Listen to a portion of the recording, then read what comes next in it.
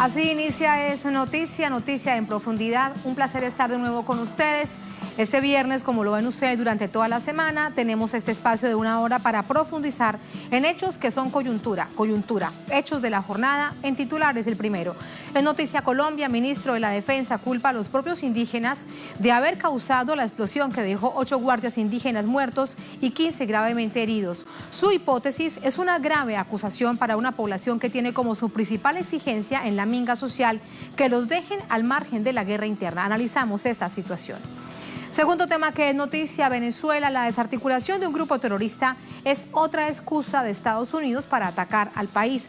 Este viernes sancionó a Bandes, entidad bancaria estatal. De acuerdo con investigaciones judiciales, la cabeza del grupo terrorista es Roberto Marrero, miembro del equipo del autoproclamado Juan Guaidó. Tercer tema que es noticia, Francia, a los chalecos amarillos les cortan la movilización. En la marcha convocada para este sábado habrá una presencia sin precedentes del ejército. De esta manera, así asume el gobierno de Emmanuel Macron, la crisis política y social de su nación. Un asunto que analizamos en Noticia, que así comienza. Bienvenidos, bienvenidas.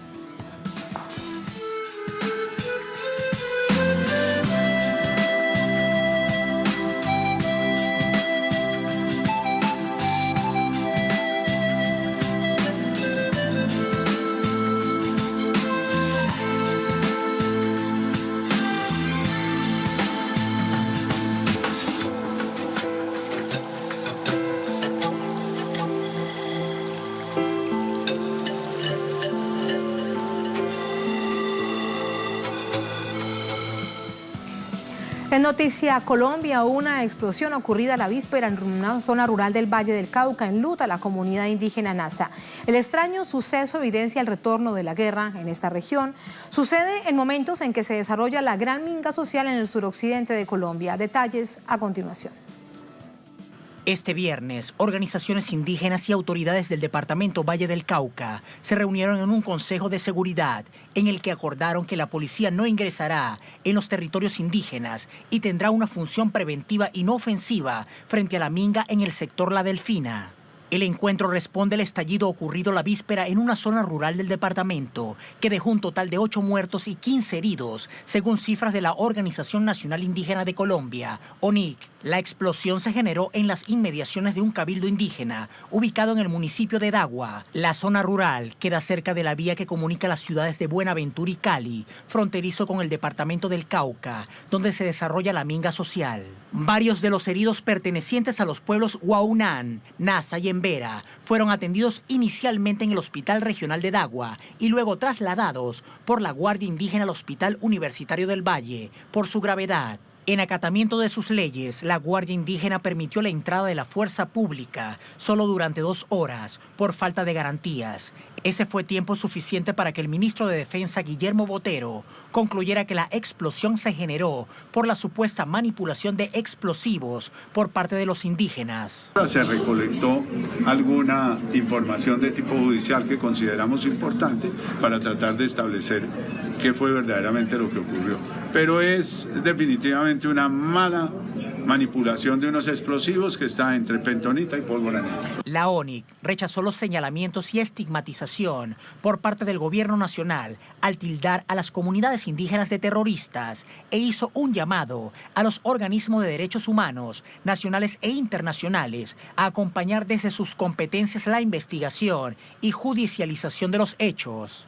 A esta petición se sumó el Consejo Regional Indígena del Cauca. En un comunicado del organismo detalló que las víctimas realizaban labores logísticas para recibir a más de 5.000 indígenas de otras comunidades que se sumarían a la gran minga social en el suroccidente colombiano. No sabemos qué ocurrió aquí. Hasta el momento estamos en una investigación de qué sucedió. Solo sabemos que teníamos un personal alojado aquí, como hemos venido alojando, recibiendo la población que se está desplazando para el alistamiento de la minga. En el departamento del Cauca continúan movilizándose miles de integrantes de organizaciones sociales, indígenas, campesinos y afrodescendientes, quienes en los últimos días han denunciado el uso excesivo de la fuerza por parte del Escuadrón Móvil Antidisturbios SMAT. Exigen que el presidente Iván Duque haga presencia en el lugar para que atienda las exigencias históricas, fin a la discriminación, reivindicación de derechos, inequidades y el cuidado por la naturaleza. El mandatario hace caso omiso al llamado y mantiene su mirada en Venezuela. Este viernes se encuentra en Chile en la inauguración de un bloque de derecha con un claro objetivo, la desestabilización de la nación bolivariana. Y seguimos sumando información desde el lugar de la noticia, desde el lugar de los hechos, con Tatiana Portela, nuestra corresponsal, se encuentra en el departamento del Cauca, al suroccidente de Colombia. Tatiana, hay una atención centrada en la respuesta que dé la comunidad indígena a las gravísimas acusaciones del ministro de la Defensa de esta tarde, diciendo que prácticamente ellos fueron culpables de esa explosión. Un saludo para ti, Tatiana, y para todos nuestros televidentes. Pues bien, a esta hora, aquí en el departamento del Cauca se realiza o continúa la mesa de negociación entre el gobierno nacional, precedida por la ministra del Interior, Nancy Patricia Gutiérrez, y por supuesto también presidida por el Alto Comisionado por la Paz. Aquí también están líderes indígenas, campesinos y afrodescendientes. De esta reunión, hasta el momento, se sabe que no han avanzado en los 3 puntos sustanciales. El primero de ellos tiene que ver con la llegada del presidente Iván Duque hasta la zona, que es la primera petición que desde hace 2 días está haciendo esta minga social y popular. La segunda sobre el respeto a la movilización social y el respeto a la vida, y por eso se ha denominado ahora la minga por la vida. Así lo han denominado las organizaciones indígenas tras la explosión que se dio el día de ayer en Dagua. Pero frente a lo que usted me acaba de preguntar sobre cuál es la reacción que ha suscitado la publicación del ministro Guillermo Botero frente a una supuesta manipulación de la escena donde se realizó esta explosión, lo que han dicho las organizaciones nacionales indígenas es que lo más extraño es que la fuerza pública diga esto cuando fue el primero en llegar. La fiscalía fue la primera en confirmar que estaba en el lugar de los hechos y acordonó el sitio, por lo que además dicen que son sospechosas las declaraciones que hace el ministro de Defensa, y lo que piden es que se haga un proceso de investigación riguroso, además de lo que reclaman también es además cómo se puede llegar a esta conclusión sin que haya avanzado toda la etapa judicial, es decir, la investigación que está en manos de las instituciones y que está de manera coordinada también con el movimiento indígena, que se ha declarado en luto.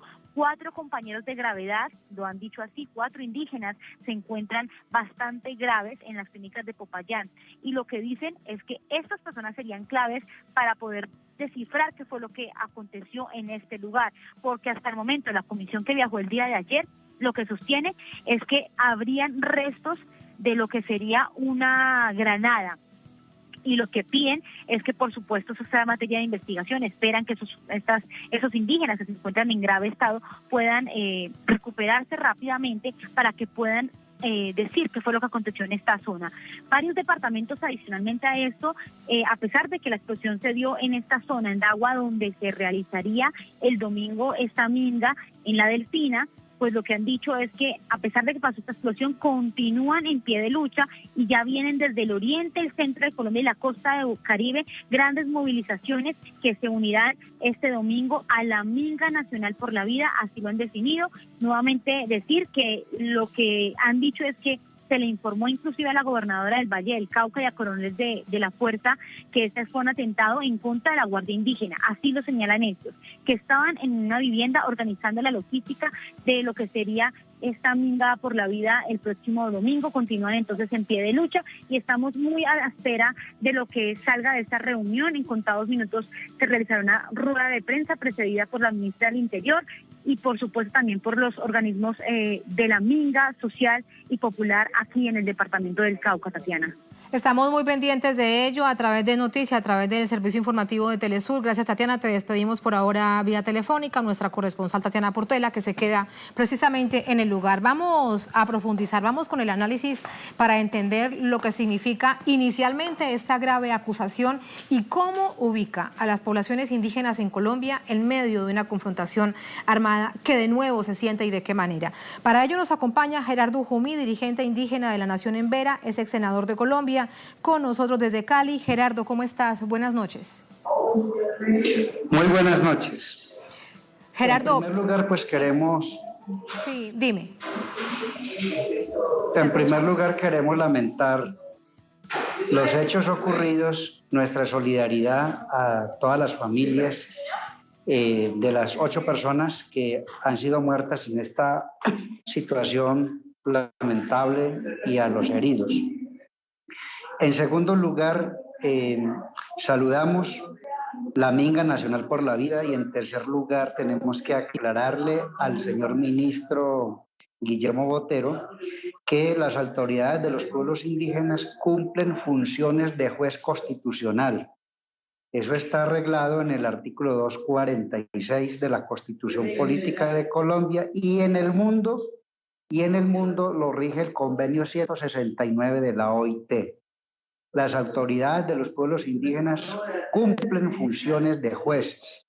Y en esta circunstancia acaecida, debemos aclarar al país y al mundo y al señor ministro de la Defensa que en el caso ocurrido estaban protegiendo la cadena de custodia, estaban protegiendo la escena del crimen.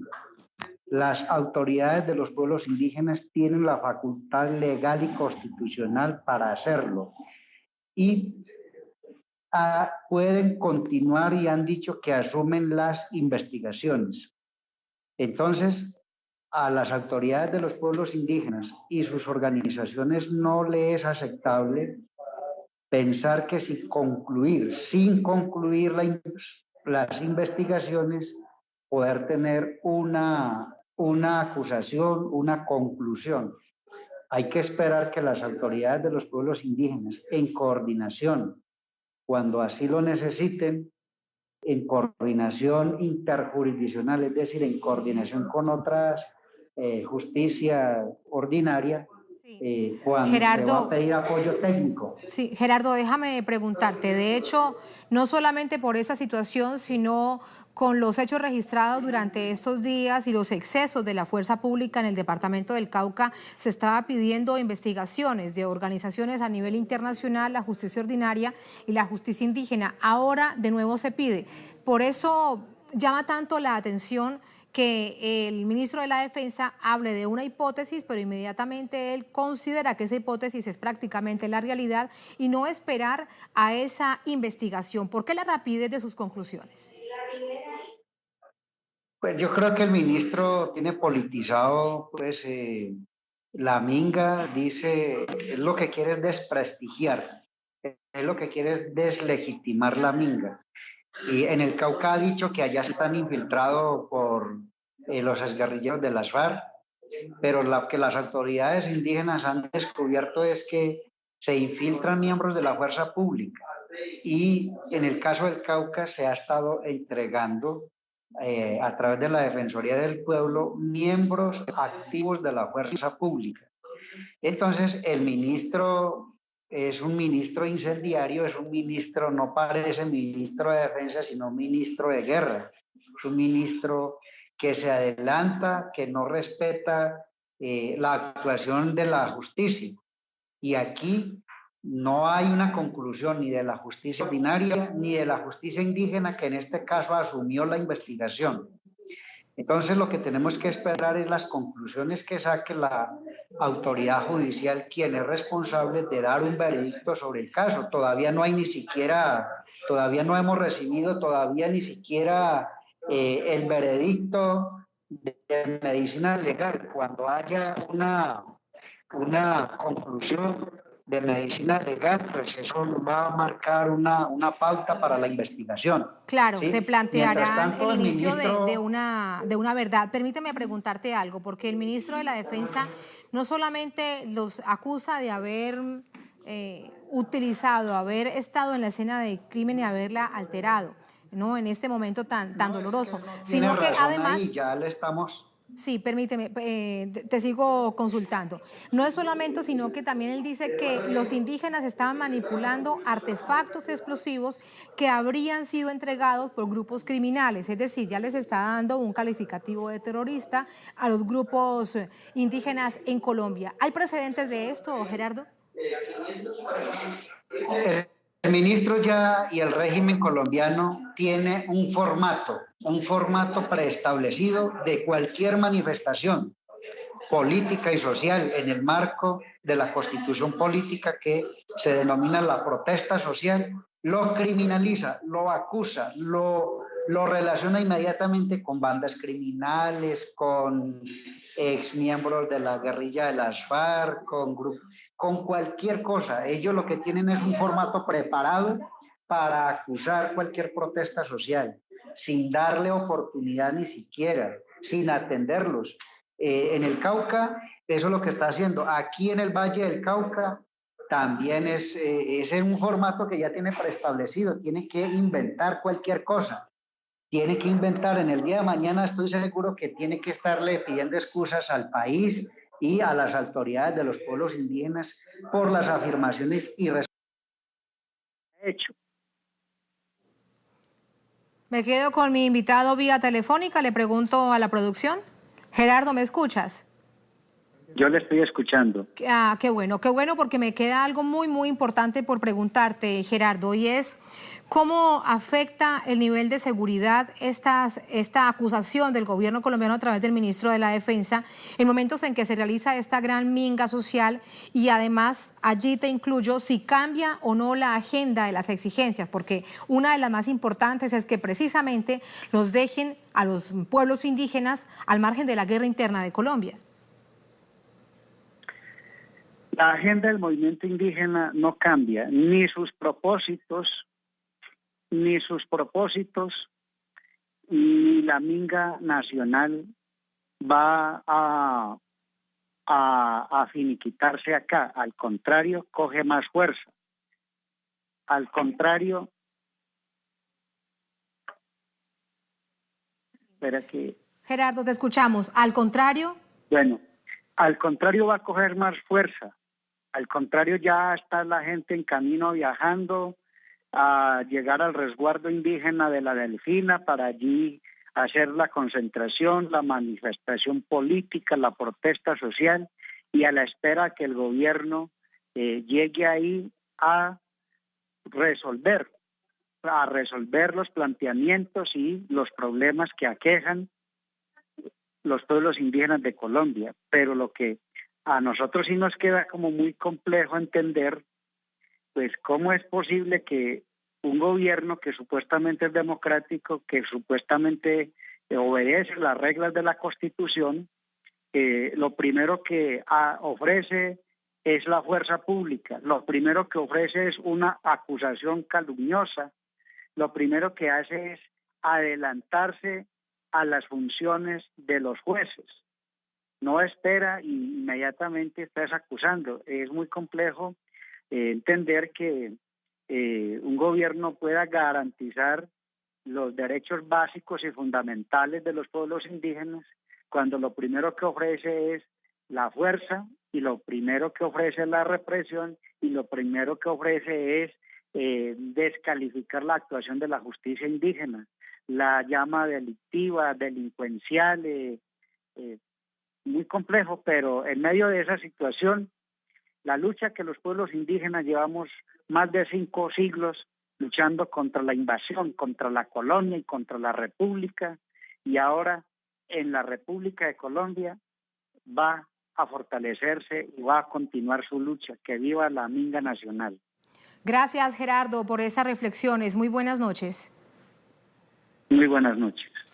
Ahí estaba la reflexión de un dirigente social indígena, precisamente de esa zona de Colombia donde se concentra la gran minga social, que de paso debemos recordar que no es solamente indígena, aunque la mayor parte es pueblos originarios de Colombia en esa zona del suroccidente colombiano. También se encuentran afrodescendientes, campesinos y comunidades organizadas de zonas urbanas cercanas a este lugar. Más departamentos se seguirán sumando en esa misma exigencia. Como dice Gerardo, pese a esta situación tan lamentable, no habrá un cambio en la agenda de exigencias históricas.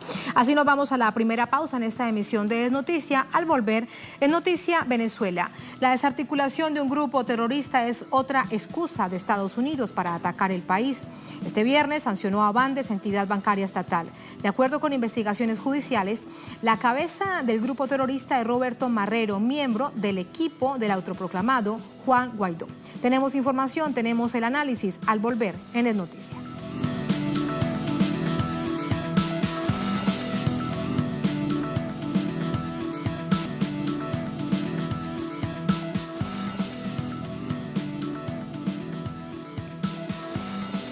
Volvemos, es noticia Venezuela. Un nuevo plan desestabilizador queda desmantelado tras la aprehensión del asistente del diputado autoproclamado presidente de Venezuela, Juan Guaidó. ¿De qué trataban esos planes? ¿Qué reacciones ha tenido desde los implicados en el caso? ¿Qué respuesta se da por parte de agentes internacionales interesados precisamente en esa desestabilización?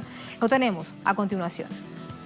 El ministro de Interior, Néstor Reverol, anunció la víspera el desmantelamiento de una célula terrorista que tenía por objetivo realizar una serie de ataques selectivos en todo el territorio nacional. Denunció además el apoyo de ayuda internacional contratada por los implicados. A ello habrían contratado mercenarios colombianos y centroamericanos para atentar contra la vida de líderes políticos, militares, magistrados del Tribunal Supremo de Justicia y efectuar actos de sabotaje a los servicios públicos para crear caos en la sociedad venezolana.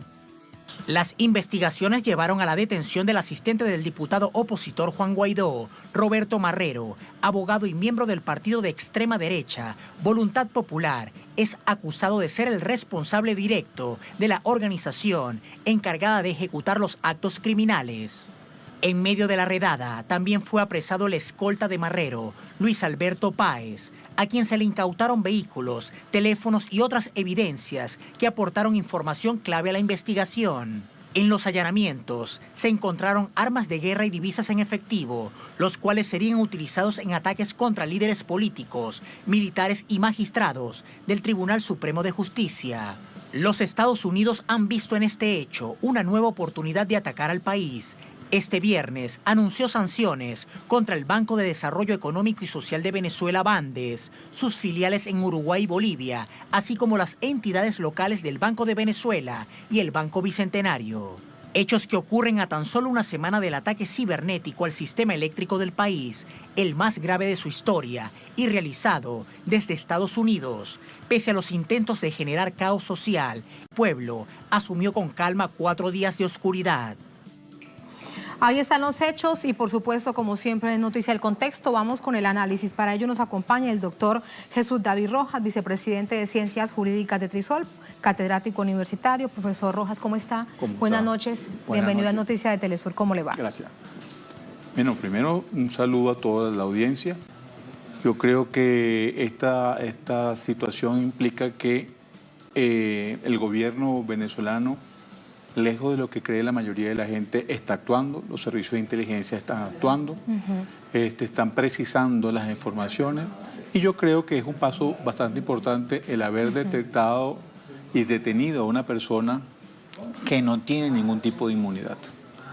Entonces todos los colaboradores del señor Guaidó, el autoproclamado, tendrían que asumir su responsabilidad porque ellos no tienen ningún tipo de protección jurídica o privilegio que... Por otra parte, este señor no es, vi que la nota de prensa dice del partido Voluntad Popular. Voluntad Popular no es un partido porque no se relegitimó cuando el Consejo Nacional Electoral lo hizo. Es un grupo fascista. Y si un grupo fascista es un grupo terrorista, ahora se ve que está dando un grupo terrorista y debe ser tratado como tal y calificado por el gobierno nacional como grupo terrorista. Estos grupos, ahora usted pudiese entender por qué se produjo el apagón en Guri, el sabotaje en Guri. Entonces sabemos, ahora pareciera entenderse quién concilió con los Estados Unidos para facilitar esa situación en contra del propio país para generar malestar a la población venezolana. Y uno de los hechos que llama la atención es la cantidad de armas que fueron incautadas justo en el mismo proceso de la captura de este grupo de personas. Las armas, lo que me preocupa es cuándo y cómo las compraron. Todas esas incautaciones que ha hecho los Estados Unidos de bienes de la República para comprar medicina, insumos médicos, la congelación de Citgo, parecieran estar dirigidas a comprar y contratar mercenarios en el extranjero, posiblemente inclusive contratar una empresa militar o de seguridad privada para que pelee unas batallas contra las fuerzas venezolanas, para generar un caos. Entonces, eso tiene un costo. Los Estados Unidos no están dispuestos a asumir el costo, Colombia no está dispuesta a asumir el costo, Brasil no está dispuesta a asumir el costo. Entonces, le toca asumir el costo a este señor que se autoproclamó presidente y lo ha hecho, porque fíjese, llama mucho la atención que él no ha nombrado ningún funcionario en Venezuela. Él solamente nombra funcionarios en el extranjero, en el Banco Interamericano de Desarrollo, en las embajadas, en los consulados, se apropia de los bienes que están ahí, porque los toman sin autorización de la República.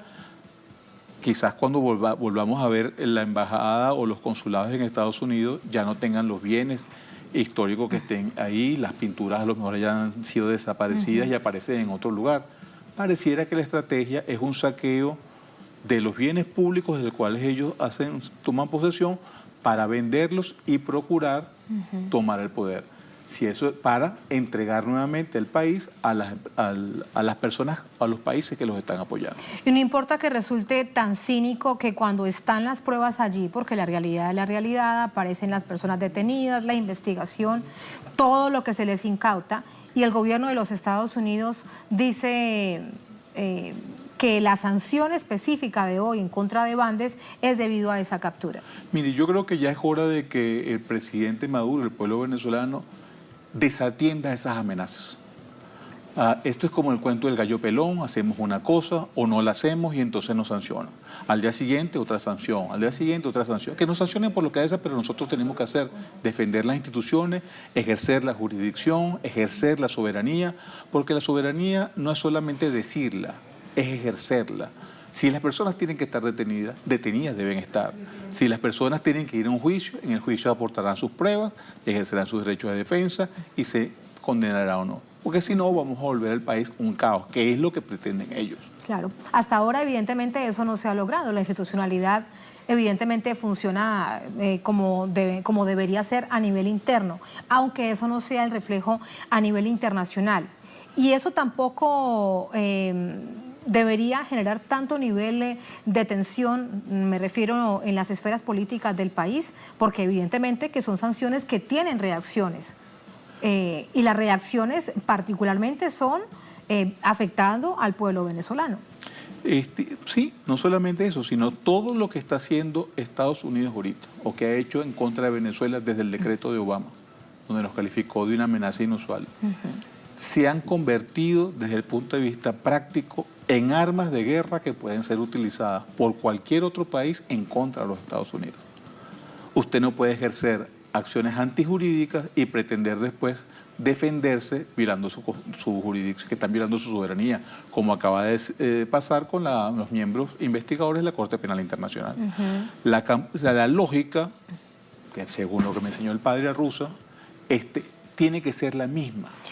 Ellos están creando matrices para confundirnos, después develan informaciones en los mismos medios norteamericanos de que el paro petrolero, el paro eléctrico podía ser realizado, que la quema de los camiones de ayuda humanitaria fue realizado por la misma oposición.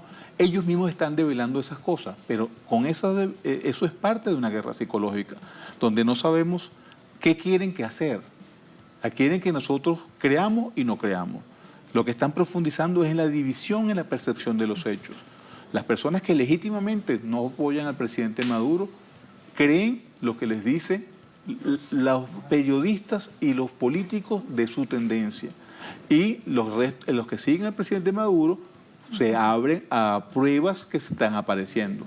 Pero eso tiene como objetivo que nos enfrentemos, porque estamos viendo el mismo objeto, pero con dos prismas totalmente distintos. Entonces, están profundizando en la realización y eso van utilizando técnicas de gestión pública, porque utilizar los medios de comunicación venezolanos no deben olvidar que ya un tribunal internacional, en el caso de Ruanda, condenó a los dueños y a los periodistas mismos por haber propiciado el genocidio. Por haber incitado a ese altísimo nivel de violencia. Usted hablaba algo sobre lo que no lo debemos dejar pasar, porque es un ejemplo, saliéndonos de Venezuela, del accionar en este momento de quien se encuentra en la Casa Blanca, y es la Corte Penal Internacional.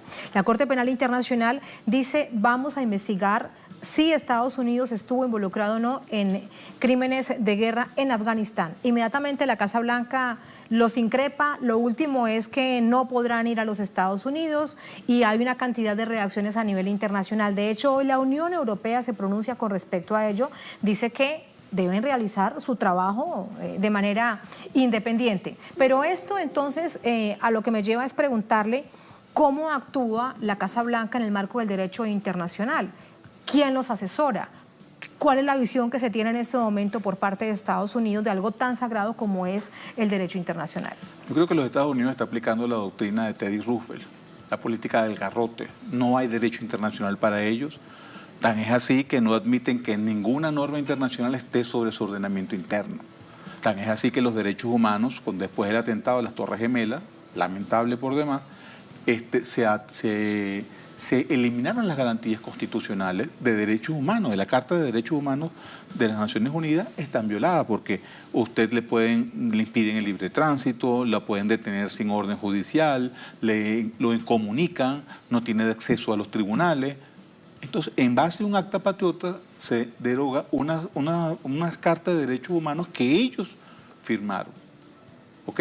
Y que además la Declaración de Derechos Humanos lo hizo la esposa del presidente, o la viuda del presidente Roosevelt, luego de la Segunda Guerra Mundial, para prevenir esa situación. Entonces, pero ellos lanzaron inmediatamente, después de terminar en el frente europeo, lanzaron 2 bombas atómicas para probar cómo funcionaban las bombas atómicas en la piel humana. Hay que ser, ¿verdad?, terrorífico, pensar... Macabro, profesor. Macabro, pero es la intención de crear terror en toda la población. Fíjese que han vendido la idea de que Corea del Norte no puede tener armas nucleares porque es una amenaza para la humanidad. Pero el único país que lo ha hecho es esto. Ahora, fíjese que en el caso de Israel reconocen... o asoman la posibilidad de reconocer como territorio israelí las alturas del Golán. Los altos del Golán. Entonces, eso implicaría que no me importa lo que digan las Naciones Unidas, no me importa lo que diga el Consejo de Seguridad, no me importa lo que diga la Asamblea General. No me importa la historia. Y entonces la pregunta es que también muchos se hacen, la cantidad de sanciones, de bloqueos, no es solamente Venezuela, esto está probado que no funciona en términos políticos, pero que sí afecta a la población, en el caso de Irán, en el caso de Cuba, en el caso de Nicaragua, en el caso también de Corea del Norte, etcétera, etcétera. Claro que sí genera un efecto nocivo en términos de derechos humanos y derechos fundamentales para una población, pero ¿quién entonces lo puede detener? Si lo hace y lo sigue haciendo. No, hay que generar nuevos mecanismos. Las Naciones Unidas, los Estados Unidos no va a permitir que se reforme. Entonces hay que crear nuevos mecanismos antes de que estalle una nueva guerra mundial. Porque la Liga de las Naciones tuvo este mismo problema. Y en esa época no se llamaba Donald Trump, se llamaba Adolfo Hitler. Y Hitler ocupó los Sudetes en Checoslovaquia, anexó Austria y después se declara la guerra cuando invade Polonia. Pero ya venían haciendo fallas y la Liga de las Naciones se hizo oídos sordos.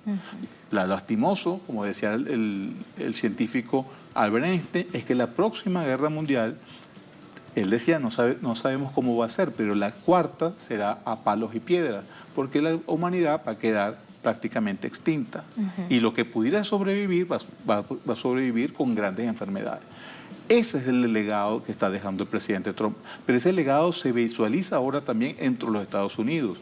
Hay protestas en Estados Unidos, que es el principal promotor de las acciones contra Venezuela, en Colombia, que llama la atención que Colombia tiene el examen preliminar de la Corte Penal Internacional. Y una de las tesis es que no se debe proceder porque ellos están respetando los acuerdos de paz y tienen las pruebas de las confesiones de Mancuso y de esa gente para condenar a los demás. Pero usted no ve acciones contra el presidente Uribe. Y Mancuso lo acusó. Así es.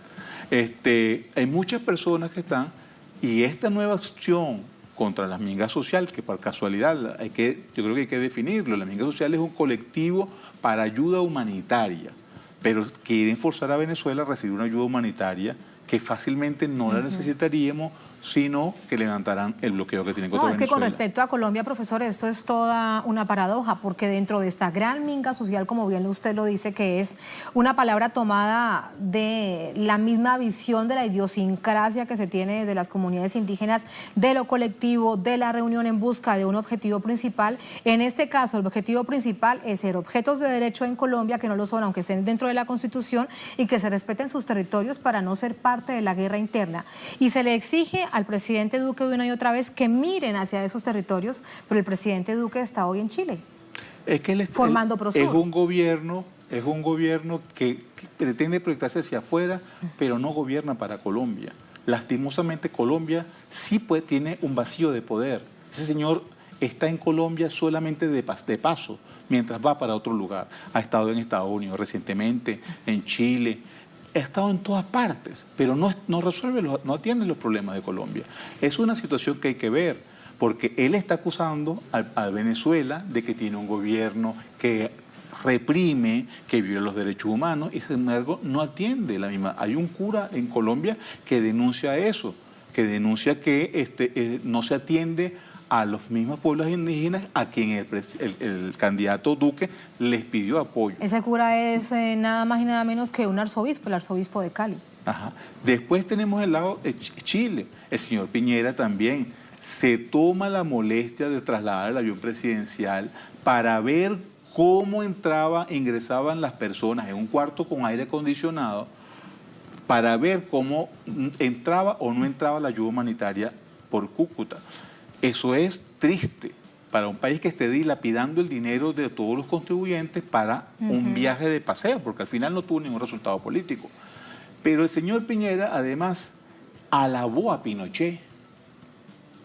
Por eso es que hoy tiene manifestaciones, porque Jair Bolsonaro dice que lo único malo que no hizo Pinochet fue que los detuvo pero no los mató. A ver, no haber matado a todos, pero esto también resulta bastante paradójico y quiero preguntarle su reflexión, profesor, porque todas estas acciones políticas de esos dos gobiernos en particular, de Chile y de Colombia en contra de Venezuela, generan, y es lógico, ahí están las encuestas, el presidente Piñera tiene la más baja calificación en la historia en el tiempo que lleva como presidente del país. Iván Duque subió un poco, pero de nuevo va hacia abajo, no pasa del 40% en la imagen de favorabilidad. Esto lo que indica entonces es que hacia adentro las cosas les están saliendo mal. ¿Por qué insisten entonces con Venezuela y no se concentran en sus asuntos para que lógicamente lo que siempre se ha pedido desde Venezuela, los venezolanos podemos resolver solos nuestros temas? El problema es que los grandes aliados de tanto el presidente Duque como el presidente Piñera son los medios de comunicación. Y ellos están aplicando la misma técnica que aplicó Hitler en su oportunidad, de que decir una mentira muchas veces por distintos medios pareciera que le da objetividad. Pero es la mismo cassette repetido con distintas voces femeninas o masculinas, con imágenes muy similares.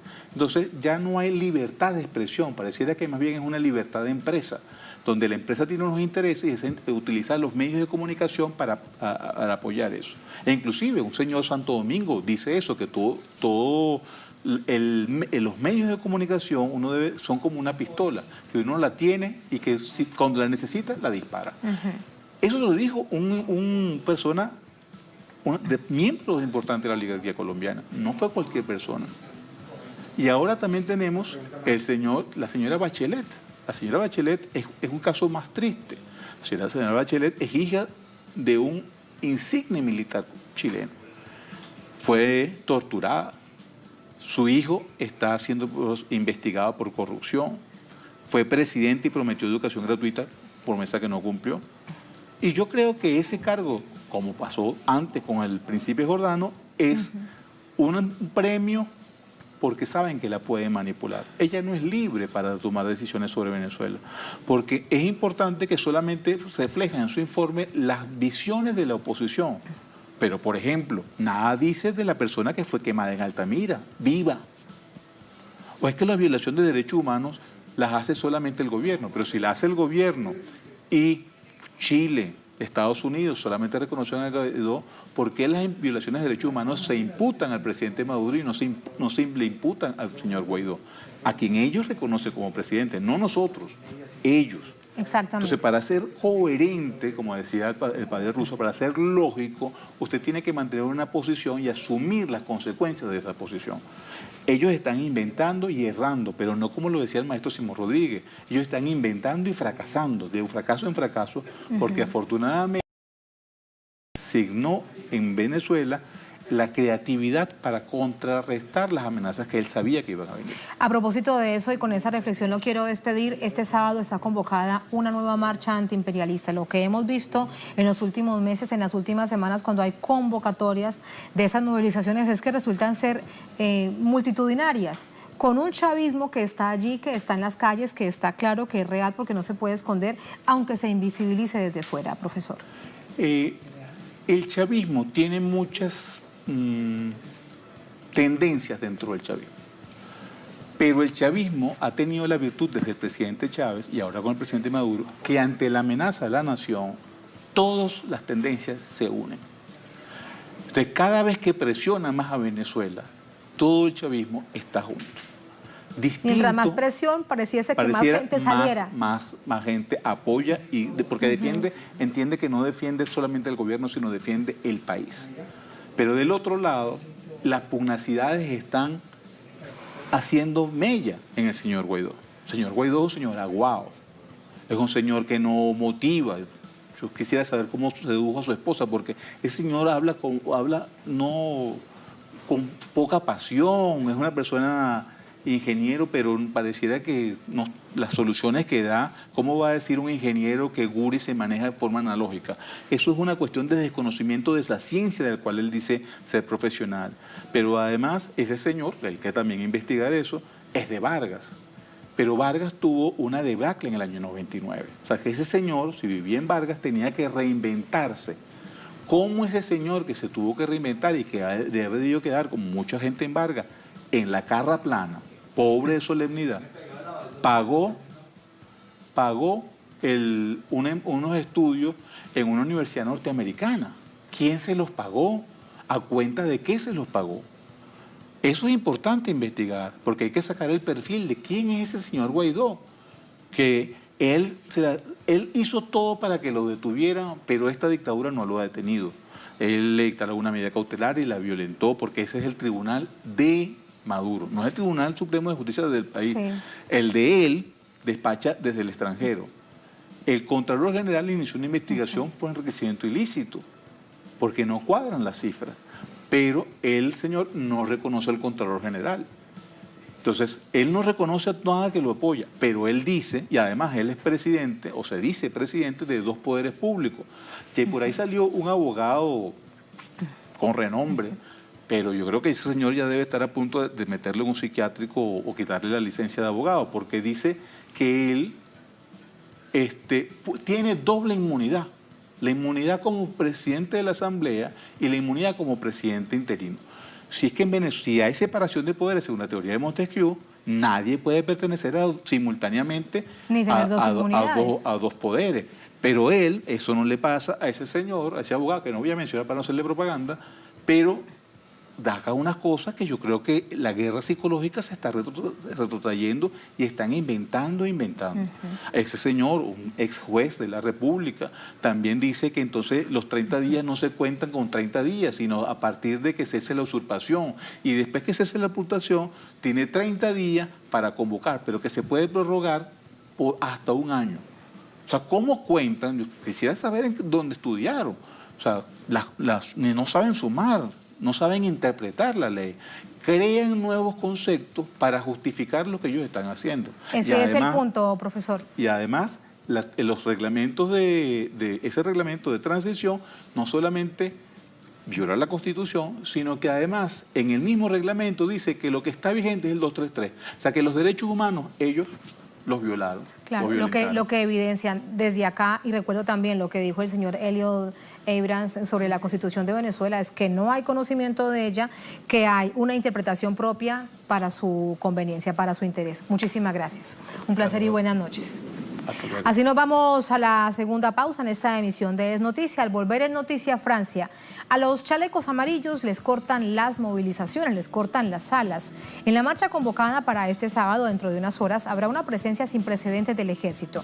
Así asume el gobierno de Macron la crisis política y social de varios meses de esta nación. Gala. Al volver tenemos información, tenemos el análisis aquí en Es Noticia.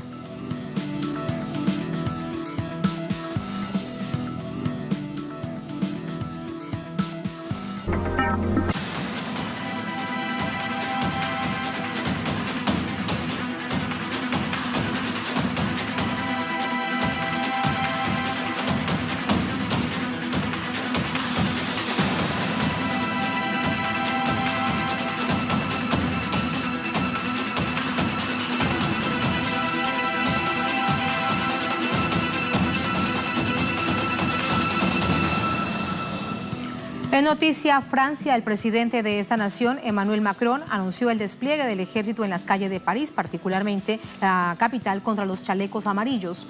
Los militares de la operación Sentinel entrarán en acción este sábado en la marcha número 19 de los chalecos amarillos. El gobierno francés intentó justificar la medida, señalando que espera que la operación funcione como un factor disuasorio ante las constantes manifestaciones que evidencian el amplio descontento social que vive esta nación europea. Tras este anuncio, varios dirigentes políticos denunciaron excesos del Ejecutivo y consideraron como una medida desesperada enviar el ejército a las calles. Ustedes se preguntan qué es la Operación Sentinel. Les contamos. Fue puesta en marcha por el gobierno francés en 2015 tras el atentado terrorista a la revista Charlie Hebdo. Consiste en emplear a militares para proteger lugares religiosos y particularmente expuestos en riesgo de terrorismo o muy frecuentados. Ahora el presidente Macron pretende utilizar ese dispositivo antiterrorista para mantener el orden de las movilizaciones de los chalecos amarillos en los puntos más turísticos de la nación. Ya son 18 semanas de protestas desde que el gobierno de Macron anunciara el aumento en los precios del carburantes. A partir de ese momento, las demandas del movimiento social se han extendido a la exigencia de una rebaja general de impuestos, aumento de pensiones y también del salario mínimo.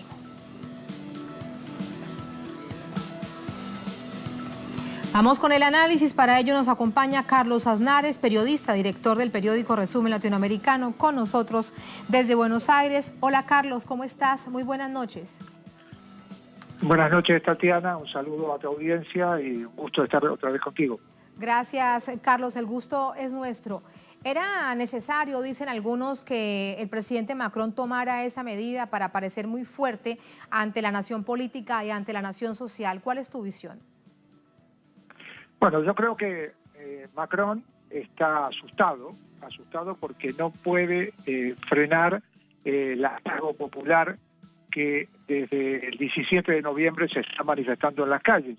Él ha apelado primero a tratar de convencer a los chalecos amarillos. Eso duró muy poquito. Los chalecos amarillos dijeron que estaban totalmente predispuestos al diálogo, pero Macron el diálogo lo entendió de la manera que lo entienden siempre los mandatarios de este tipo, estos mandatarios que piensan más en las recetas represivas que en la posibilidad de ceder espacio frente a las reivindicaciones. Y lo que hizo Macron durante todas estas semanas es reprimir violentamente al pueblo que se manifestó. Y cuando digo el pueblo, digo sectores muy amplios de la sociedad francesa que están luchando por sus reivindicaciones y que fueron escalando esas reivindicaciones hasta pedir ya directamente la dimisión de Macron. Hoy, como un burgués asustado que es, y estos son los más peligrosos, Macron apela al ejército, apela a los militares. Y esto, sus propios colegas del gobierno, algunos de ellos, y también los defensores de derechos humanos, lo están viendo como algo que puede traer consecuencias irreparables. Porque cuando los ejércitos salen a la calle, evidentemente es muy difícil poner límites a su accionar. Y de hecho, Macron dice, no, esta gente va a tener un poder disuasorio. Sí, pero el poder disuasorio lo tienen con armas largas e incluso con granadas de mano que portan, porque como están preparados para acciones terroristas, ahora van a considerar terroristas a los chalecos amarillos. Entonces, esto puede ser muy complicado para Macron y para Francia en general, ¿verdad? Carlos, mientras escuchábamos atentamente tu reflexión, pasábamos una de las imágenes que daba cuenta de violencia, de golpes contra algunos locales comerciales, particularmente en una zona turística de París, como es los Campos Elíseos. Mientras que eso pasaba en una de las movilizaciones, bien hay que recordar, aunque de hecho ese fue el gran titular, en otras 50 naciones del país hubo marchas con absoluta tranquilidad, totalmente pacíficas. Y de hecho, después de ver esto, decían los chalecos amarillos, somos personas de bien, no somos violentos, no estamos llamando a ese nivel de violencia, algo está pasando. ¿Qué crees entonces que es lo que está pasando? ¿Sería esa la excusa para tomar esta decisión? Yo creo que en toda manifestación callejera, en cualquier parte del mundo, cuando está la policía presente, y la policía francesa realmente es muy, muy potente en lo represivo, genera este tipo de contraviolencia. Está claro que ha habido manifestaciones, como vos decís, en todas las partes de Francia y no ha habido esa violencia. ¿Por qué? Porque la policía no apeló a la represión como lo hace en París. Y ahora, prohibiendo sitios de París por los cuales manifestarse, incluso prohibiendo la manifestación que estaba anunciada para este sábado en Niza, donde los chalecos amarillos habían convocado de manera pacífica, lo que está generando, después de tantas semanas, porque yo te puedo decir también que violencia son 355 chalecos amarillos que han perdido un ojo, producto de las balas policiales, o chalecos amarillos, personas, hombres, mujeres, a las cuales las bombas que arrojan las de gases, que son como lapas, que se te pegan en la piel, te queman y además te explotan en la pierna o en las manos donde se te prenden, bueno, eso también ha provocado muertos dentro de los chalecos amarillos. Entonces, cuando se habla de violencia, la violencia peor siempre es la estatal.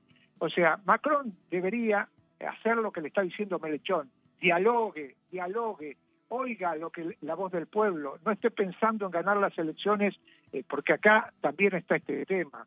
Macron se está jugando a ser el partido del orden, a mostrar que es el que puede poner en caja a toda esta gente que se está manifestando, porque está pensando en las elecciones europeas, donde una parte importante de su electorado, como suele suceder con los gobiernos de derecha, le da rédito ponerse en duro y ponerse en violento contra la protesta popular.